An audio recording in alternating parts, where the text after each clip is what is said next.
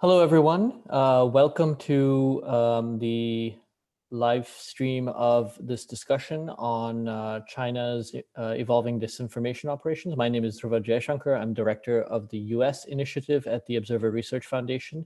Welcome to all of all those of you joining, not just via Zoom, but through other social media platforms, including Twitter and Facebook. Before we get started, before I introduce our panelists for today, a few housekeeping announcements. One, this is on the record, this discussion. There is, you will have an opportunity to ask questions of the two featured speakers today. You can do so by hitting the Q&A button at the bottom of your screens and typing in questions there. And I'll select questions to direct to our panelists today. So without further ado, and good morning to you in the US, good evening to you in India or Australia or wherever else you might be in that part of the world. I'll introduce our two panelists. First, we have Elise Thomas, who is a researcher at ASPI, a think tank based in Canberra. She's with the International Cyber Policy Center there, and she's worked as a freelance journalist focused on cyber issues, on online trolling, and a number of other topics that we'll be discussing with her over the next hour. She is a prolific writer, and I'd urge you to read a lot of her articles that she's written in a variety of publications around the world. We are also joined by Matt Schrader. He is just about to take up a new position working for the Congressional Executive Committee on China, which is a US Congress mandated entity that's been around for several years now. He was previously a China analyst with the Alliance for Securing Democracy at the German Marshall Fund. He's ex-editor of the Jamestown Brief. He was with the Crumpton Group, lived in Beijing for 9 years, and worked as a translator amongst many other things from Chinese to English. So two people who are really well qualified and well experienced to talk about a whole range of issues related to Chinese disinformation operations. So without further ado, I thought I'd start with asking a few questions of Matt and Elise, but I'll start with you, Matt.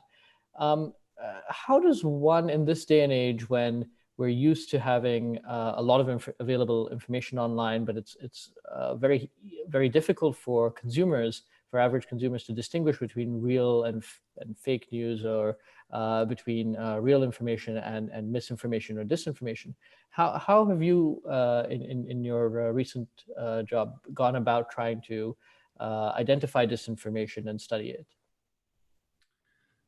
That's a really interesting question, Dhruva. Well, first of all, thank you for having me here. It's a pleasure to be able to speak with you guys about this. How do I distinguish between real information and disinformation? The interesting thing about a lot of Chinese propaganda work is that, for people who exist in societies where there's a free press, it's actually usually not that difficult to look at the narrative that's being put out by, PRC state media and identify this as propaganda, because it's frequently based on sort of a sanitized view of China and of the Chinese Communist Party. And so if you have access to a wide range of information, it's not too hard to look at something that is being put out about, like, Hong Kong, say, for example, and say, okay, that I know that they're missing information about this, and this. And for me, this is obvious disinformation. The point of a lot of the state media disinformation that's being put out is not necessarily to convince people who have access to a wide range of information, but to sort of draw a line in the sand and to make a declarative statement of what the party state believes the proper view of the world is. And if that doesn't convince you or me, that's okay, because that's only one part of the propaganda outreach of the party state. Another part of it is attempts to, if that's the message, then it's also attempts to capture the medium, to capture the platforms through which information is transmitted. such that it becomes unacceptable to put out messages not approved by the party state. So one example is the party state's capture of Hollywood and Hollywood's unwillingness to put out messages unacceptable to the party state. There's any number of media outlets in the rest of the world now that can be critical of the party state, but I think in an ideal world for the party, that actually wouldn't be the case. There would be so many sources of pressure on these outlets that it would be very difficult to put out alternative viewpoints. But what you've described is a relatively crude disinformation system, and we'll get a little bit more in the Hong Kong case. I mean, that is basically drawing lines in the sand that shouldn't be crossed, and sort of capturing the medium in a way to prevent what the party state sees as adverse information environment. But where are cases where you think they've been relatively successful in doing that? Hollywood, you mentioned, was one, but are there other countries or regions that you think are media that are more vulnerable to that kind of, whether it's institutional capture or whether it's the persuasion of a single party line like that? Well, I have to say I've not looked at this in any great depth, but I am aware that Bollywood is now doing quite a bit of business in China. And so I just the way that the institutional interests are lined up there, I would wonder whether or not something similar is happening in that case as well. I think the biggest success of the party's efforts to present a certain version of China, of the party state, up until relatively recently, was that they had been quite successful in instilling a global perception of China as a relatively benign, rising power of the future. That's the preferred image the party state has. The notion that China's rise is inevitable. There's no need to think too hard about it or to problematize it. These are sort of notions that I think were taken for granted among many circles globally up until recently. And part of that is because, the best propaganda does to some degree reflect reality, but that also was a conscious effort by the party state to instill that sort of perceptions, particularly among groups of people where it's important that they believe that. So important business leaders, important media leaders, important leaders in government in other countries. The party puts disproportionate effort into outreach to elites, people who have actually had the opportunity to travel to China and to interact directly with interlocutors in the party state. There's a lot of time and money and effort put into shaping the perceptions of folks like that. And I think it paid off, frankly, up until probably 2 or 3 years ago, when sort of the less benign aspects of China's rise became too obvious to ignore. A quick follow-up on that, and then I'd like to bring Elise into this conversation. First of all, what changed 2 or 3 years ago, in your view, that led to this change? I mean, why is it now that people are talking about it, whether you go to Central Europe, whether you go to Taiwan, whether you go to, frankly, India or US, Canada? Why is it sudden? What changed suddenly that people seem to notice this, or what changed within China? And then I'd like to bring Elise into the conversation as well. Sure. And I'm sorry, I have to apologize, first of all, that I'm not talking at all about online disinformation, and we can definitely get to that. Yeah, we'll get to that. Yeah. But I usually like to situate online disinformation in the context of the broader propaganda effort, because I think you can't really talk about one without talking about the other.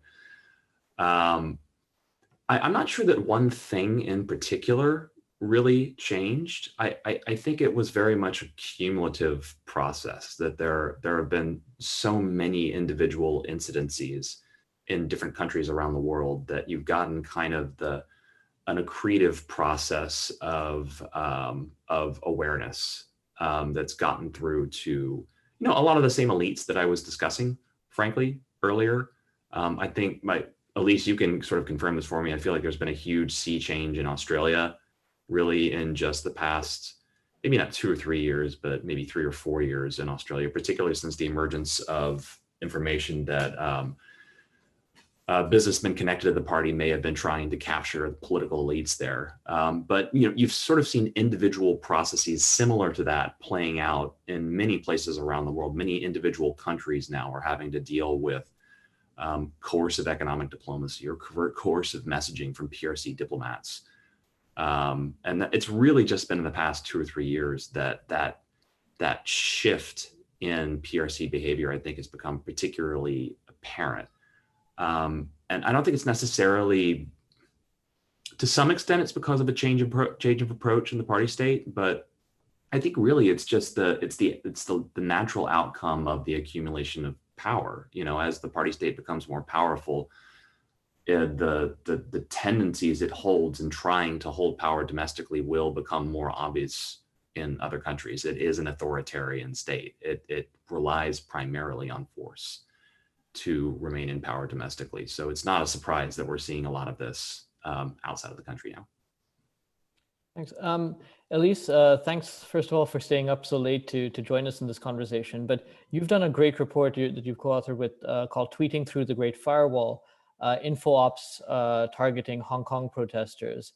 And you describe, I think, a couple of things that I took away from this. One, that efforts were underway from April of 2017 to kind of spread message on Twitter, which is a medium that is banned on mainland China, at least, but to send to use Twitter as a medium for online propaganda. The second thing is you said that the response was a hastily assembled option. So could you describe a little bit about what you found and how you found, what the methodology you used in that report in terms of tracking online disinformation campaign against Hong Kong protesters? Sure. Before I go to that, I just wanted to add a couple of points to what Matt said in terms of the sort of the broader, because I think he's totally right that you have to connect these sort of online disinformation efforts with the offline disinformation efforts, because they are, the online offline information distinction doesn't really make sense. It's all part of the same broader effort. And I think one of the things that often flies under the radar are the number of media partnerships with which Chinese state media or Chinese owned media with links to the state have been making with media organizations all around the world. They've signed, for example, I think Xinhua has signed a partnership with some media in Italy. Star Times in Africa is not state owned, but sort of certainly accords with a lot of the state messaging and has a significant viewership in Africa. So I think we have to be really aware that there is a lot of kind of media partnerships which maybe fly a little bit under the radar because they sign these partnerships and then they have sort of content which might come from China Daily but is reprinted in another form of media. And you don't really, and people reading that newspaper, for example, are not going to necessarily know that what they're reading is Chinese state propaganda. So I think that's a really significant point. I guess the other point I wanted to make is about sort of what's changed in the last 2 to 3 years. I think we can think of some pretty significant global changes in the US position in the world in that time. And perhaps there's been a certain sensing of an opportunity there. Could you repeat your questions about the Twitter? It was the methodology and the targeting. Yeah. So what was your methodology that you employed, and just sort of maybe describe to viewers sort of what were some of the conclusions that you reached in that report on targeting Hong Kong protesters in particular? Sure. So what happened last year was that Twitter took down a large number of accounts, which Twitter attributed to a Chinese state-linked operation targeting the Hong Kong protests. And when Twitter does a big takedown like that, they then release a lot of the data associated with those accounts. And so what my team and I did is we took a look at the I forget exactly how many accounts. It was a very, very large number of accounts, and some of them are quite old as well. So it was sort of thousands and thousands and thousands of tweets.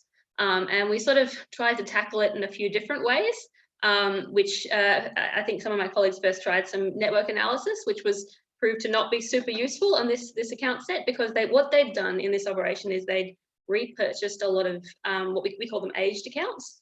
So it's accounts that were made sort of in 2013, 2009, going back years and years and years, which have been used over a series of generally spam campaigns. So a lot of these accounts had been used for, there was a lot of K-pop, there was a lot of porn, there was a lot of sort of like just spam advertising for different things in a lot of different languages.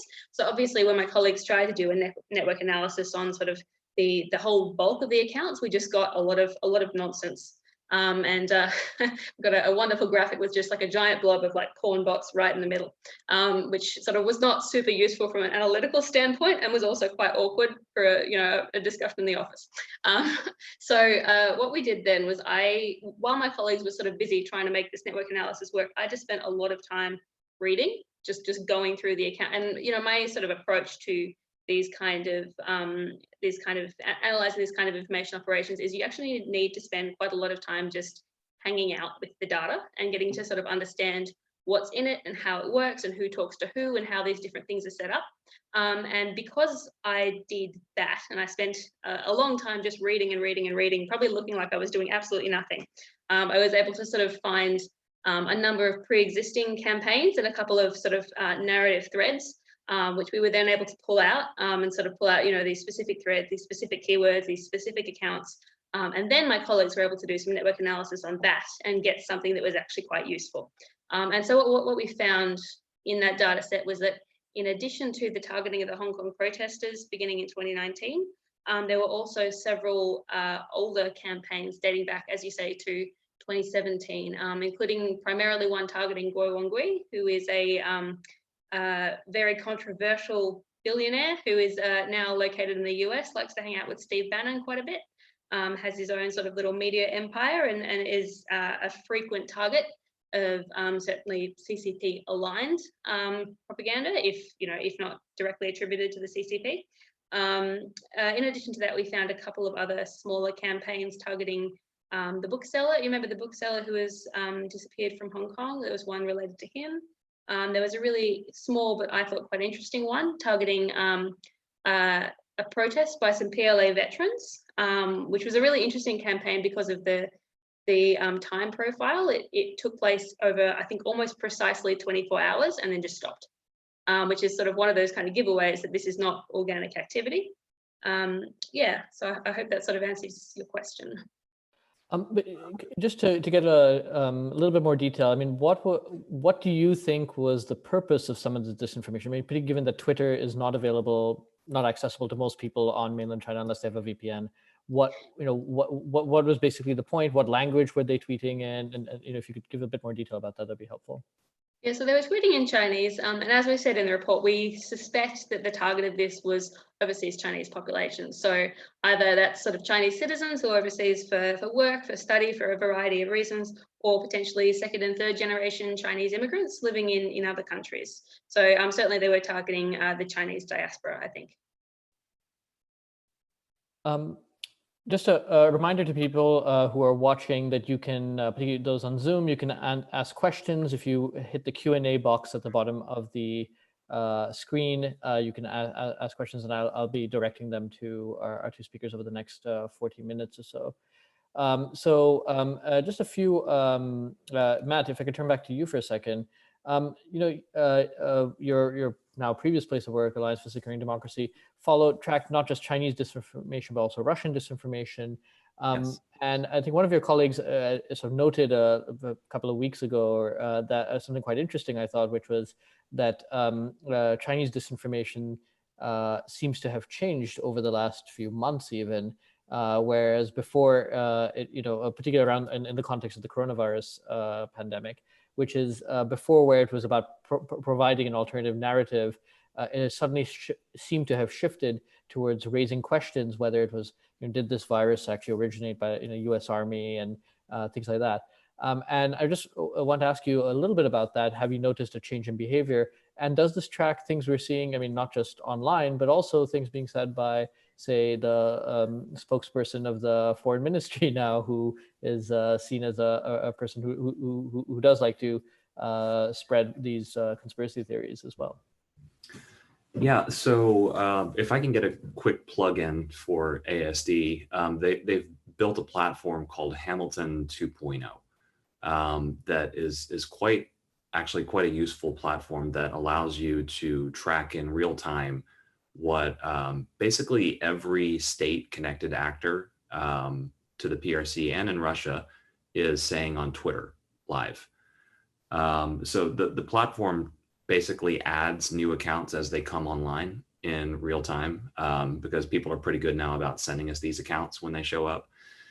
And something really, really interesting that that I keep saying we, but I guess I should say they, that they noticed in the data over the past year was that you saw a huge uptick in the number of official Twitter accounts, state Twitter accounts around the time of the Hong Kong protests last year. So you go from having, I think it was about 30 total, up to about 100 by the beginning of this year. And then as COVID-19 began to gain steam, you saw a huge jump in the number of Twitter accounts. And I think last I checked, the number is up to like about 175, 180 official Twitter accounts now. And it's everywhere from the Embassy of France to the ambassador to Venezuela, to small countries in Africa, to I think the consul general in Kolkata is actually quite active on Twitter as well, and in some cases has been spreading some of this misinformation that's been put out. So that's sort of one component of this, is that you've seen a big expansion of the presence on Twitter. At the same time, you have seen what you just said, which was a difference in how this platform is being used. Prior to the past 2 months or so, the stuff being put out on these Twitter platforms was fairly standard party state propaganda. So, I mean, it's lies, but it's lies that have something of a basis in reality. It's an airbrushed version of reality and arguments tied to that. What we started to see was what you just described, actually.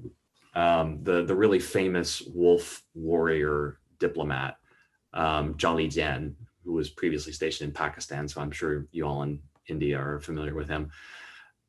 He was sort of the pioneer in a lot of this online Twitter, very hard-edged diplomacy. And he put out a tweet basically implying, it was retweeting an article by a conspiracy theory website based in Canada, saying that the base at Fort Detrick in Maryland, which does bioweapons research, was probably the source of the pandemic. And this tweet was almost immediately retweeted by, it was like 12 or 13 different accounts across the network. I think it was 6 or 7 embassy accounts in Africa. The embassy in France retweeted it. It got a lot of pickup across the network. And that kind of behavior has persisted since then. If you actually track what's being put out by, for example, the foreign ministry spokesperson that you just mentioned, it's actually not Zhao Lijian. There's 3 of them. The one you're probably talking about is Hua Chunying, who is Zhao Lijian's boss.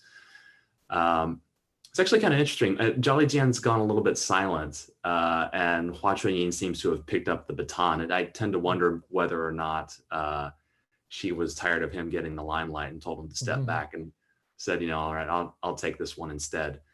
One really interesting pattern that you notice in the data is that a lot of times now, the initial disinformation tweet will come from Hua Chunying's Twitter account. And then you'll almost immediately see pickup in other accounts across the network. So you'll see pickup by, the ambassador of Venezuela is particularly aggressive in this respect. The ambassador of Venezuela is almost like RT adjacent in the stuff that he's tweeting out. There were a couple of sort of wannabe commandos that were captured inside of Venezuela, Americans captured inside of Venezuela a few weeks ago. And there's no indication, at least that's come out so far, that they're connected to the current US administration. But immediately the Maduro regime in Venezuela was saying that they were, and the ambassador to Venezuela from the PRC was repeating all of that. He was retweeting all of Maduro's tweets. He was putting on his own tweets saying that the US was responsible for this. Really quite a fascinating shift in behavior. We've seen the same thing in Arabic as well. So, English, Spanish, and Arabic They've been putting out videos essentially saying that, quite well-produced videos saying that the origins of this virus are in US military weapons labs. And it's a very interesting shift. And as you said, it's almost Russian inspired.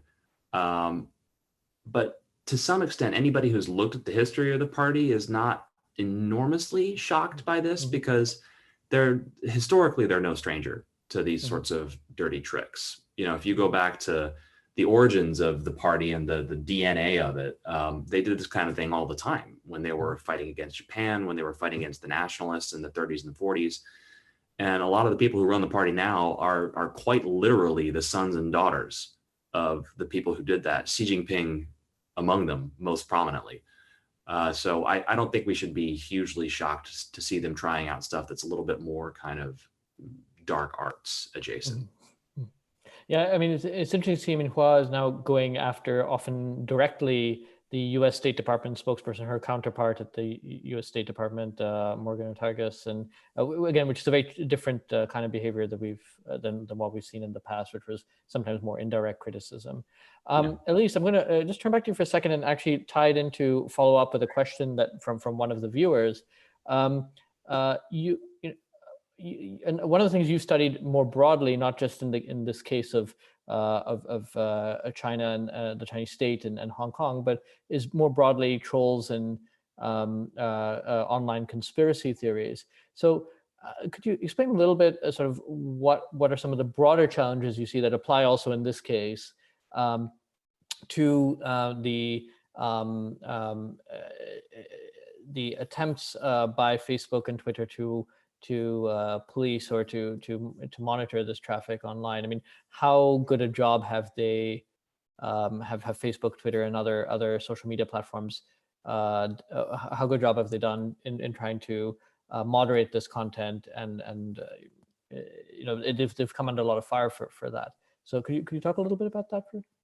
Yeah, so I completely agree with Matt that it's a really interesting shift in strategy. And I suppose my sense is it's not that I guess the Chinese, the CCP is trying a lot of different strategies as they're engaging with these new Western platforms, which obviously operate in a very different way from the very closed, very controlled Chinese social media platforms that they're used to operating on.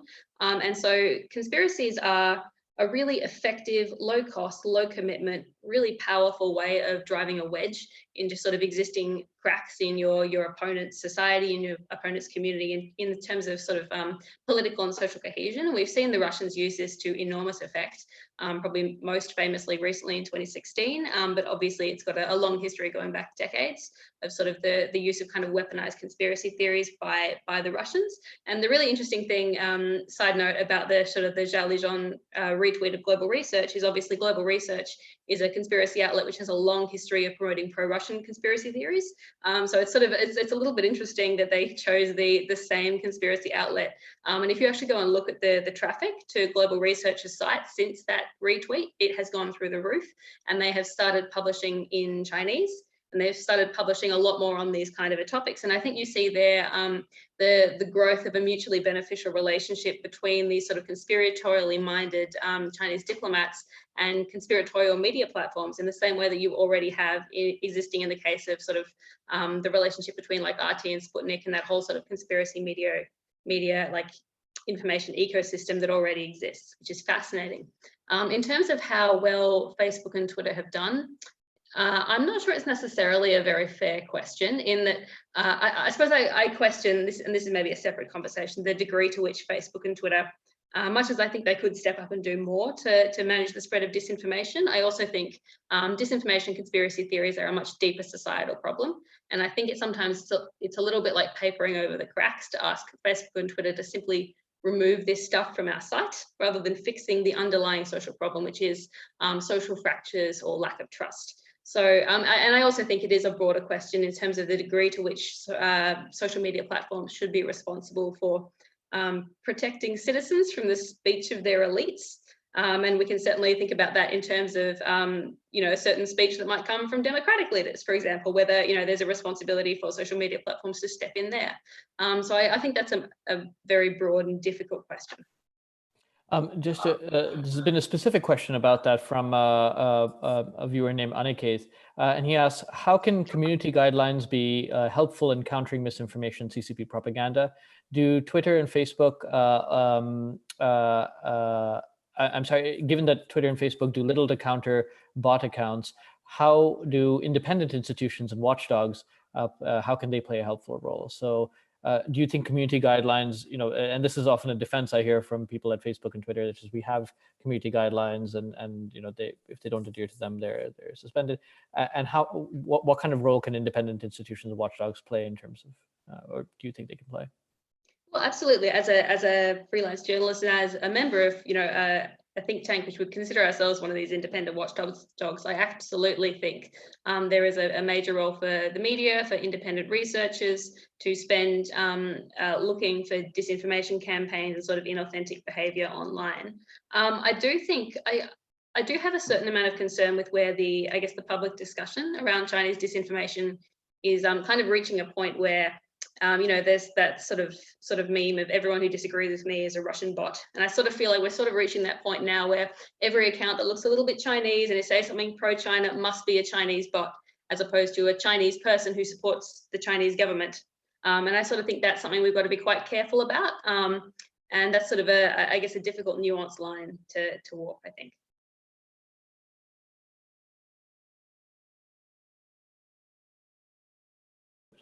Sorry, there's another question from a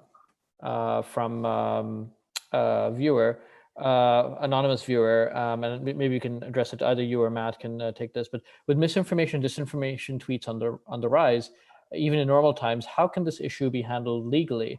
Are there any ways that government, specifically the Indian government, but I suppose this could apply to other democratic governments as well, is there any way that a government can balance free speech while mitigating the damage caused by these campaigns? I mean, this has been a long-standing question in some ways, which is how do you preserve the sort of democratic integrity of a process while, and maybe if I could just ask Elise, Matt, if you could take sort of two different sides of that.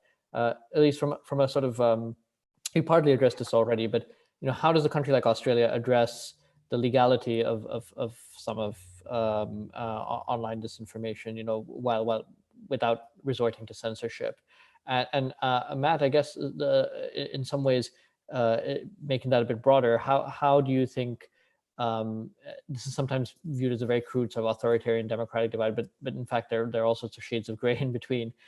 How do you think countries should go about addressing this conundrum? So maybe Elise, if you could take it first. Sure. I guess in the context of Australia, we have a couple of different mechanisms in place for controlling abhorrent violent content, so that's sort of terrorist content or child abuse material. We have some government bodies which can request that those content be taken down.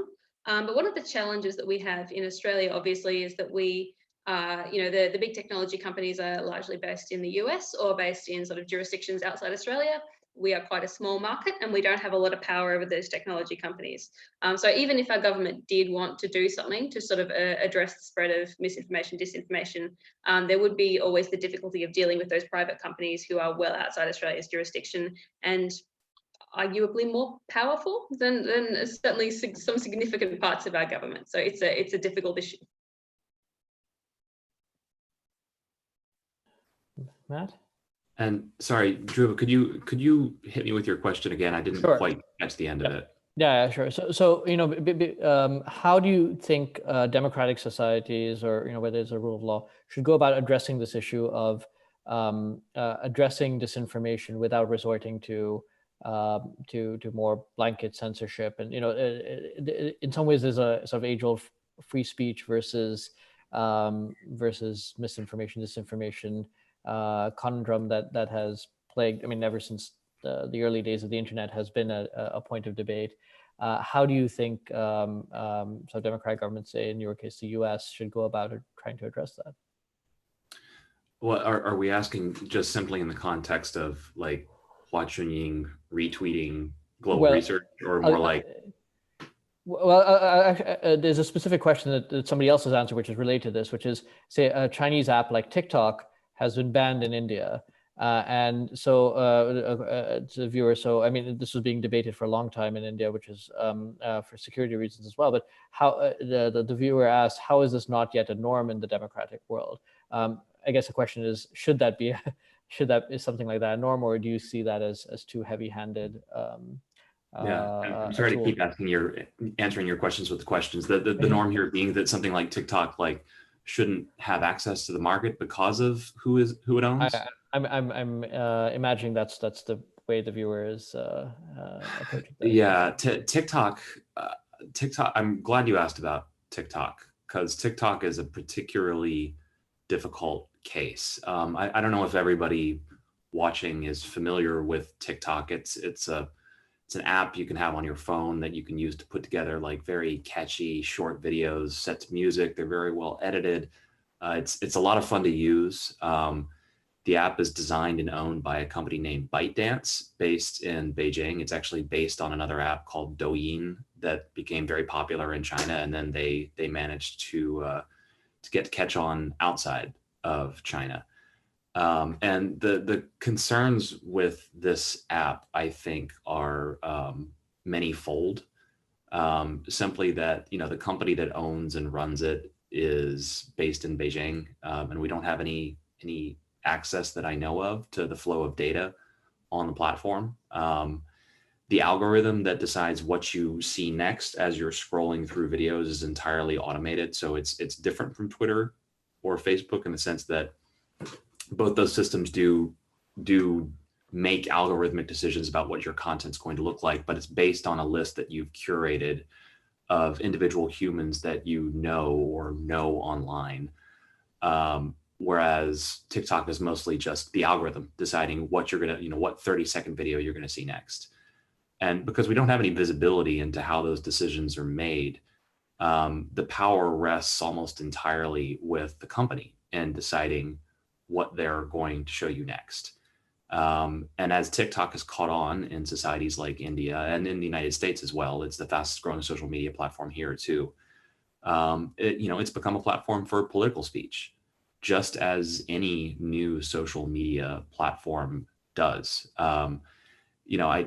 In the recent Democratic primary here in the United States, I actually watched it in real time as various Democratic candidates joined the platform and started using TikTok as a way of getting their message out to the youngs, as they say on the internet.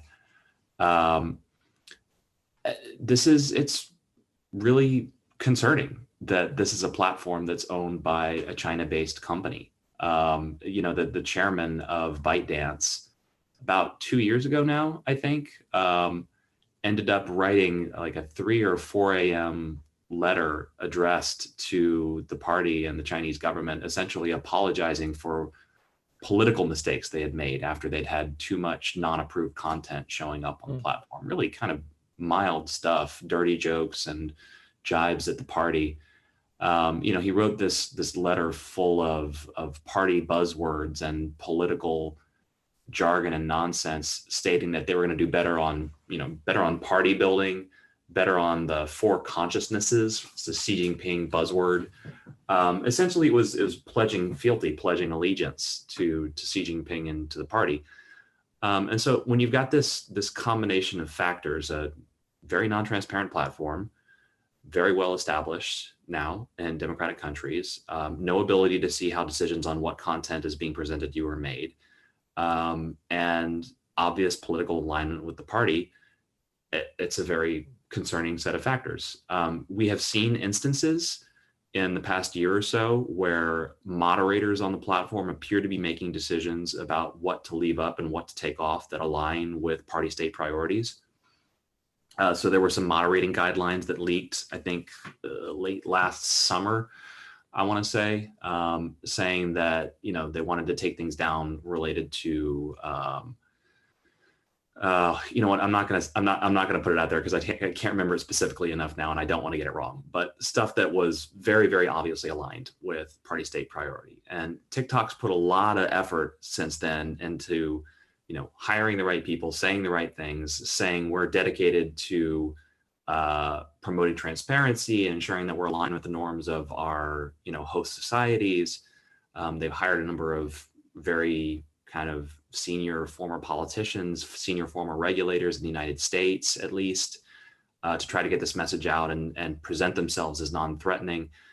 The fundamental problem is that they are still owned and operated by a company that's accountable to the Chinese Communist Party and also to the Chinese security services.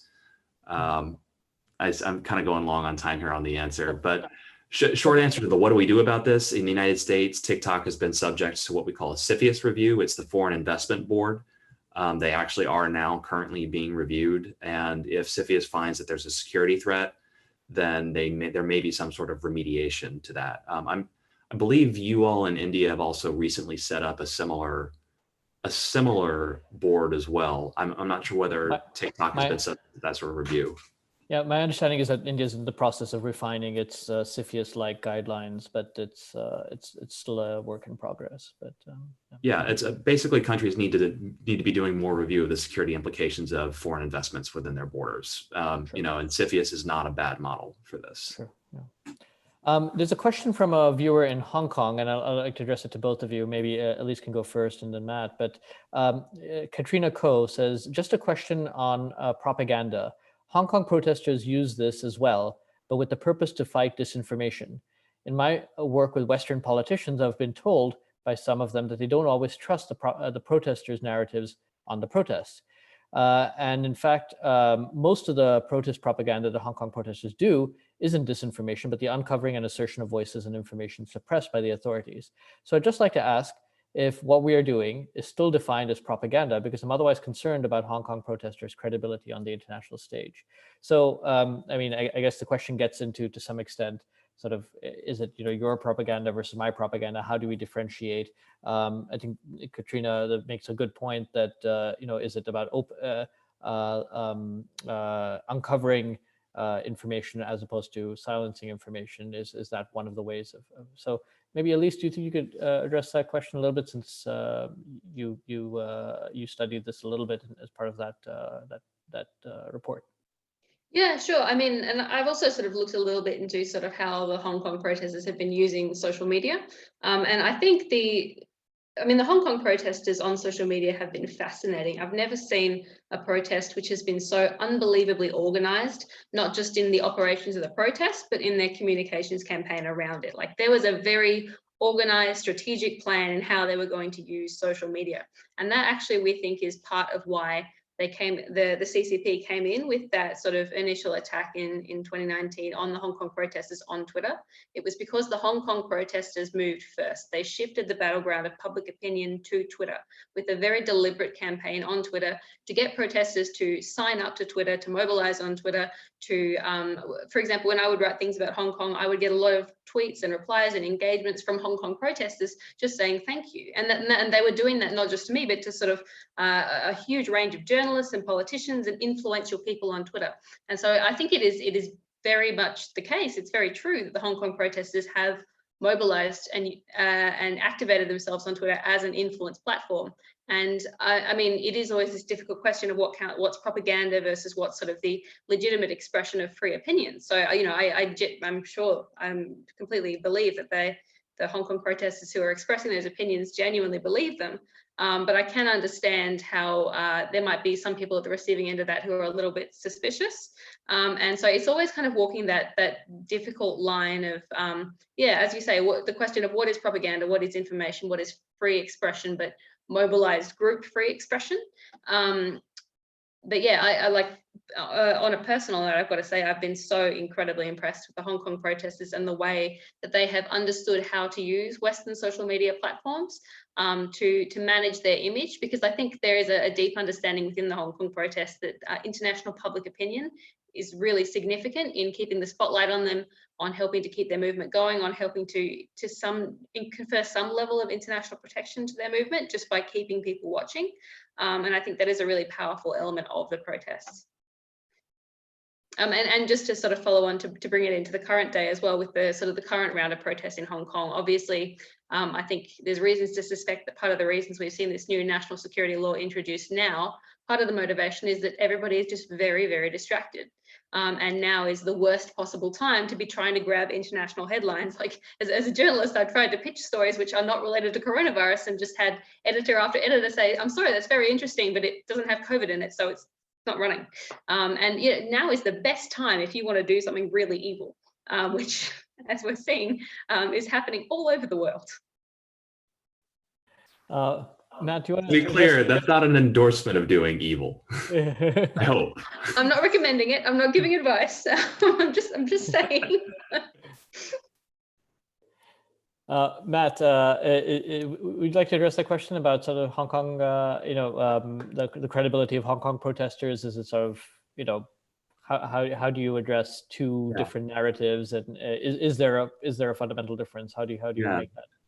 Well, first of all, shout out to the questioner, Katrina Ko. Katrina Ko is actually one of these folks who does a lot of really positive engaging on Twitter related with the Hong Kong protest movement. And it's been a pleasure to be able to interact with her online, as with so many of the folks from the Hong Kong protest movement. I sit in my relatively comfortable apartment in a nice part of DC every day, and I opine. I'll send my opinions forth to the world, but these people are literally on the front lines, and it's incredibly brave what they're doing. And I've actually spent, anytime you get pretty involved on Twitter, you end up spending a lot of time thinking about what really is the difference between what we do in democratic societies versus, what a society like the CCP does, for example, because you get it all the time. It's the whataboutism, well, what about what the United States does? What about what Australia does? What about what India does? And for me, it always comes back to the question of to what end? Like to what end is this communication taking place? Because any political communication has the tinge of propaganda to it, even in democratic societies, because the point is to present a one-sided view of the world to convince you of a particular thing to the end of gaining power in many cases. Democratic politicians are no stranger to this dynamic. But I think if if this communication is being directed also to the larger end of supporting a system in which many voices can compete, in which many voices have the ability to put out differing messages in that competition for power, and if that is the underlying understanding under that communication, then I think that's just fundamentally different from what we would call propaganda coming from an authoritarian state. And that for me, that's the big difference between what people in Hong Kong are doing and what the CCP does. Yes, they're presenting a particular view of the world. Yes, they're choosing slices of reality to present, but it's with the aim of preserving, to whatever extent they can, a system where many different voices can compete in the hopes that something like public interest emerges from it, a public interest that reflects more than just the views of a narrow slice of the elite. And so for me, that's why this is not what I would call propaganda. It's certainly political communication, but it doesn't fall into, the camp of propaganda. And Katrina, I hope that answer was helpful, and I hope you can use that now in your engagement with foreign politicians. I hope in some small way. Katrina has a follow-up question, which is, but I think Matt actually answered it just now, which is sort of what should we call our propaganda? And I think political communication is a much more sort of neutral term, and you made a good point of distinguishing that. There's a question, since I have you, from Abhinav Pandya. We've discussed all our responses to China's disinformation campaigns. Given what we know and understand about what proactive measures could compel the CCP to fall in line, basically, so what are sort of tools? I would interpret the question this way: what are tools that democratic societies have to actually lead to changes in behavior on the part of China's overseas information operations? To some extent, I don't think the goal of policy should be to get them to quote unquote fall in line. When I'm thinking about this, I'm thinking more about societal resilience. How do we build resilience within democratic countries to the various tools that the party uses to try to shape how China is perceived? And there are a number of different tools beyond just online disinformation. Elite outreach, as I mentioned before, is a really important part of it. Trying to gain control of platforms is a really important part of it. I'm not necessarily sure that you can really get them to change the behavior in any kind of fundamental way, because we're talking about a one-party Leninist state. It's baked into their DNA. This form of propaganda. There's a lot of talk about sort of the golden age of engagement here in the United States. Back in the late 90s and early 2000s, that's when we were really getting along, and we need to get back to that sort of more productive engagement. But I mean, if you go back and look at where China was in World Press Freedom Rankings in 2001, 2002, they never got any higher than like 10th from the bottom. So I don't think you're going to be able to really change the fundamental nature of the regime. I think you can reduce the vulnerability and maybe dissuade some of the attempts through that. But the fundamental reality is that the party leads a globalized, economically connected society, and that's on purpose. They want China to be embedded in the global economy. And as long as that is the case, we will see the applications of tools that are meant to coercively and sometimes conducively shape the way that other societies think and talk about China. I don't think you're going to be able to get it to stop. Just a quick follow-up, and then I'll turn to Elise in a second. But Matt, I mean, you lived in Beijing for 9 years. Yeah. Is there? I mean, what do you see? In terms of partly an attempt to address the disinformation, whether it is providing a counter narrative to Chinese audiences. Do you see, it's quite clear that certain platforms like Facebook, Twitter, Google are banned in mainland China, but are there ways that other countries do a good job of communicating to audiences in mainland China?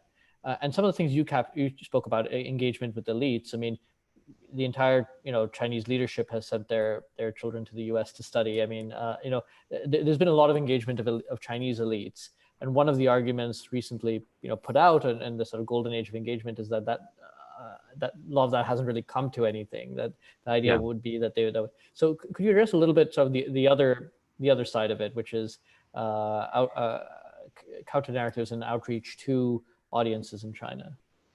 Yeah,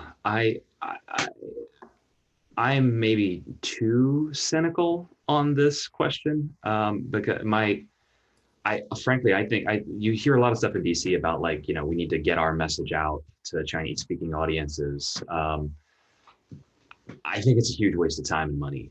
I think the party controls all of the relevant levers of power to shape how information is transmitted and received inside of Chinese society. Now, it's not to say that their control is perfect.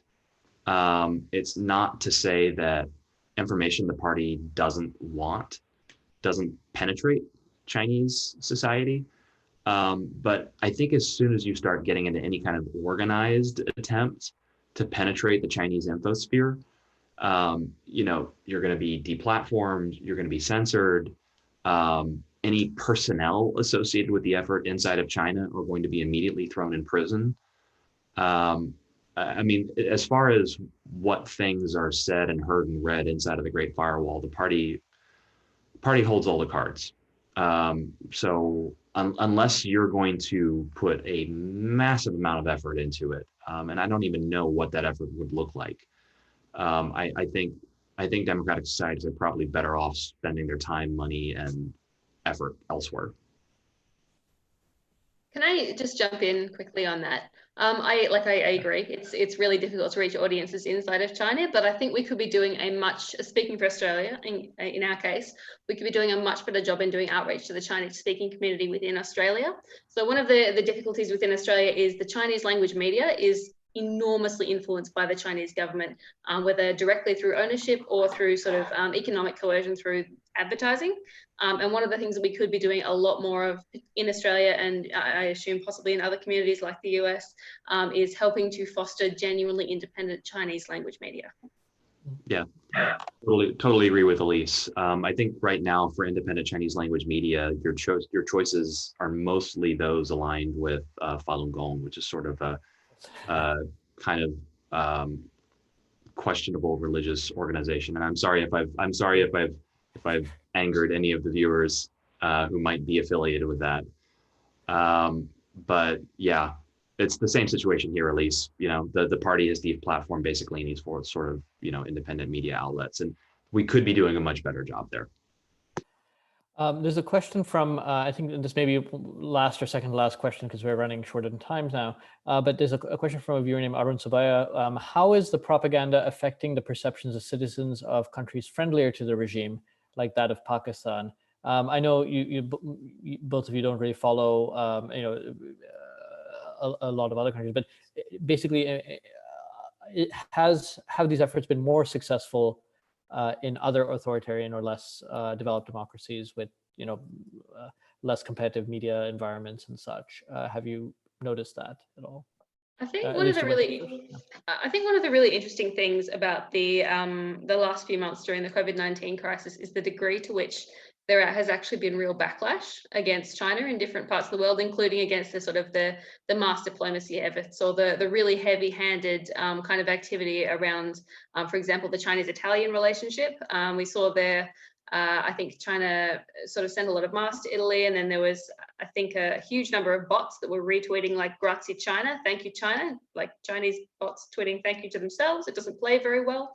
There was sort of a lot of backlash as well. For example, recently there was sort of some issues around racism in parts of China, in Guangzhou, where I think some African people were basically thrown out of their homes, and sort of there was an enormous backlash about that in Africa, particularly in Nigeria, but in a number of other countries as well, and that's been handled very poorly at the diplomatic level, and we've seen a lot of very vociferous backlash against that on social media, which I think is really fascinating to sort of watch those civil society organizations really find their voice against a really powerful country like China. Has been absolutely fascinating. And I'm going to jump in here and say that the answer to this question is requires further research, which is something that people who work in think tanks love to say. Just off the top of my head, I would say that a lot of this has to do with regime alignment in the case of less democratic countries. So a really good example inside of Europe right now is actually what's going on with Hungary, who have basically become China's stalking horse inside of the EU. And the leader of that country is now very, very, very pro-China. And as that country becomes more and more authoritarian, I think there's more space for Chinese diplomatic outreach and disinformation to find purchase. Serbia is another really good example of this as a country that's become increasingly kind of pro-China within Europe. I think there's actually, you can find this online. What about like Vietnam, for example? I mean, if you Vietnam, yeah. Vietnam's a special case. There's too much history there. I don't think there's no love lost, I think, between those two. I see Elise is unmuted. Yeah, I suppose I'm just thinking about sort of the cases of like Orban in Hungary and sort of some of these other like strongmen dictators that we're sort of seeing around the world who are now forging close bonds with China. But I wonder how durable those links actually are, because these are leaders who have built their entire personas around being strong, about being, you know, independent macho men.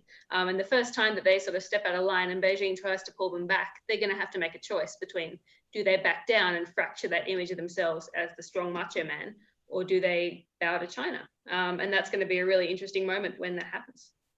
Yeah. Cambodia is another really good example of that as well. But I think in a lot of these cases, they have a lot of flexibility in how they go about doing that, because they typically control the media within their own country in ways similar to the party does in China. So I think they have a lot of flexibility in presenting how that engagement is presented and perceived within their own country. So it can be reframed in terms of, you know, strong leader forges productive relationship with, you know, Big Brother China or whatever. Yeah.